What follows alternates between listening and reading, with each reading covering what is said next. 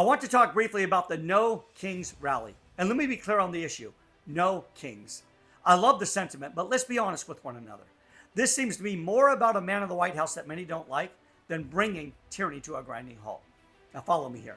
A small faction of Americans have been yelling from the rooftops for decades about concerns that those in power are disregarding the rule of law, that the Constitution must be adhered to, that this document is non-negotiable, and that freedom must be secured at all costs. Yet what were we told? That the Constitution is somehow old, outdated, and archaic. And now what? The Constitution is suddenly relevant and we don't want kings who disregard it? I'm not buying it. The reality is that many want a king. They just prefer some kings over others. Just a few months ago, we were having a national discussion about the Department of Education, and yet many who are now arguing no kings told us we were tyrants and fools because we argued for the rule of law. That is, the Constitution makes no provision for things like education. According to the 10th Amendment, that's a state issue. We've argued that the only lawmaking body constitutionally is Congress, Article 1, Section 1. Yet many have no issue with the 250 federal bureaucracies that impose 25,000 regulations annually onto the American people.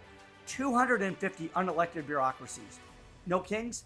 We've argued that the only power that Congress has to create laws is limited to Article 1, Section 8, yet few seem to have any issue with Congress creating laws around healthcare, for example. They have no such authority constitutionally. No kings? We've argued that the Second Amendment means what it says, yet we continue to hear loud support for those at all levels of government running roughshod over that fundamental protection that is guaranteed in our Constitution. No kings? We've made clear that the government has no constitutional authority to make decisions that impact our lives based on one's race, yet many cheer on DEI and affirmative action policies in violation of the explicit language of the 14th Amendment. No kings? We've made it clear that the COVID lockdowns were illegal and that people and businesses should have been left alone, yet the masses supported government action that forced people to behave in certain ways where mask and social distancing was mandated. No kings? We've made clear that the Social Security program is in no way supported by our Constitution and that a serious overhaul is in order. Yet there is support, massive support, for those in government to simply disregard the rules of our Constitution. No kings? Or just no kings that violate your version of oppression and tyranny? The list goes on and on. Some of us want no kings, but what many currently want is a different king to run their lives.